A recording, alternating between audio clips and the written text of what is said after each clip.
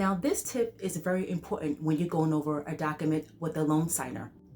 Welcome to Emerging Notary Agency. My name is Altabis. Now, if you're new, don't forget to subscribe as I provide notary update reviews and so much more. In today's video, I'll be providing a 5-step guide on how to be an effective notary signing agent. So make sure to stay to the end of this video as I'll be providing the key step to sustain yourself as an efficient notary signing agent within this evolving industry. Now, step 1, you have already taken your notary test and you have applied and got your commission. You have gotten a background check. You have gotten a bond if applicable, got insurance. You got your signing agent certification. You also got your notary tools, supplies, equipment, tools, and technology. Now it's time to learn about the role of a notary signing agent. So I want you guys to check out this clip. Why is a notary public important to notarizing documents? As a notary, we serve as a partial witness to the signing of documents. In addition, we also are ensuring the signer's identity to administer oaths and affirmations. Step 2, I'm going to show you guys the importance of a notary utilizing a stamp. So check this clip out. Can a notary agent sign without a stamp?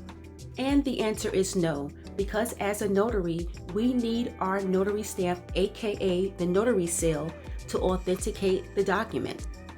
Now you guys have been informed about notary tools and how to use a notary stamp. Now I want you guys to get into an acknowledgement versus a jurat clip. Check it out. So what is an acknowledgement? It's one of the most common forms of notarization to execute documents for the public, which we are commissioned to do so within our state. Overall, the acknowledgement certified that the signer personally appeared before the notary, his or her own will with a valid ID, and acknowledge the document.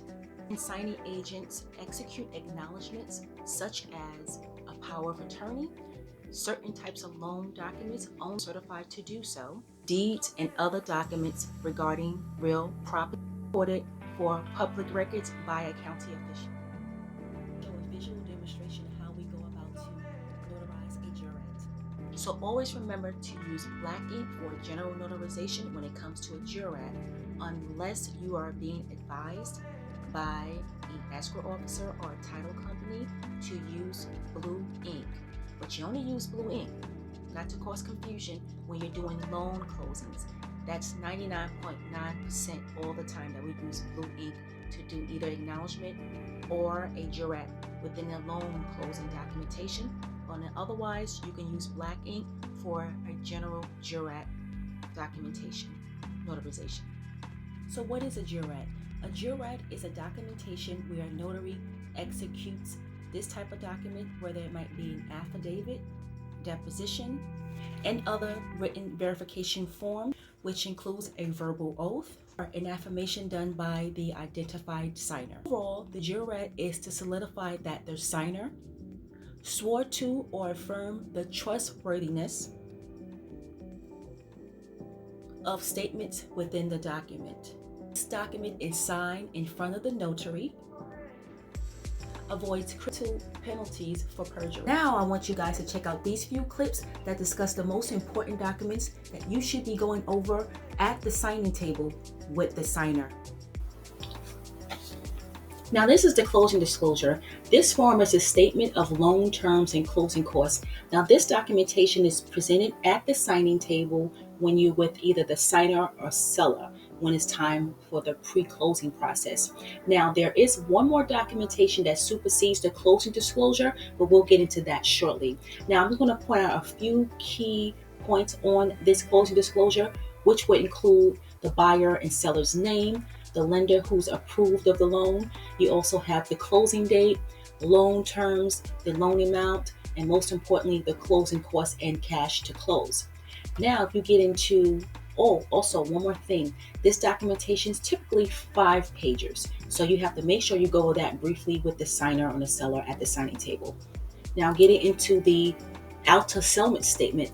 Now, this documentation is usually presented when the closing cost needs to be amended and updated, and you might have the title company and the escrow officer will resend this documentation with the final numbers. It's pretty much similar layout as the closing disclosure. It just has some updates The same thing, you might have the escrow number, the escrow officer's information name, you have the borrower, the seller, the lender, etc. And this documentation is typically 4 pages as well. And of course, you have from the closing disclosure, you have the last page, which is really important, and make sure that the signer, such as the buyer or the seller, must sign that documentation as you proceed with the rest of the facilitation of the loan signing appointment. Now that I've provided some brief information about the closing disclosure and the out to settlement statement, we're going to get into this next clip. Let's go to it. The 3 most common loan signing documents for notary signing agents. Now, the mortgage and the deed of trust, depending on where the property is located, is an agreement between the purchaser/buyer and the financial institution that's lending the funds to the purchaser to buy the property. In addition, the deed is notarized by the notary signing agent in front of the purchaser. The closing disclosure, which is the complete breakdown of the closing costs for the purchasers to review. The loan application. This is the documentation that was provided to the purchaser at the beginning phase of the home loan signing process. Now, step 3, you have now become a certified notary signing agent. You registered with the NNA, also known as the National Notary Association, and you also have set up systems to work with professional signing companies. Now, I want you to check out this clip. With signing services nationwide to receive business. In the beginning stages, make sure to establish your business as an LLC as you continue to grow. Set up an effective bookkeeping and accounting system for your notary business. Promote and market your services on and offline. Or when a notary loan signing agent is facilitating loan documents, the notary, we should always avoid this pitfall. Check out this clip. Can you use a highlighter on loan documents? And the answer is no. However, if certain loan disclosure documents within the paperwork highlighted by either the title company or the escrow officer before you receive the paperwork, it's fine to proceed with the loan signing appointment along with the signer. To step 5. Can loan documents be signed electronically? You will receive specific loan documents and disclosures from lenders via an e-sign and or DocuSign cloud-based platform. It's becoming the easiest way to manage real estate and or mortgage transactions. Now, if you're looking to learn about how to avoid facilitating loan signing closings or working with professional signing companies, I want you guys to check out the video above or check in the description box below. Thank you so much for watching. See you guys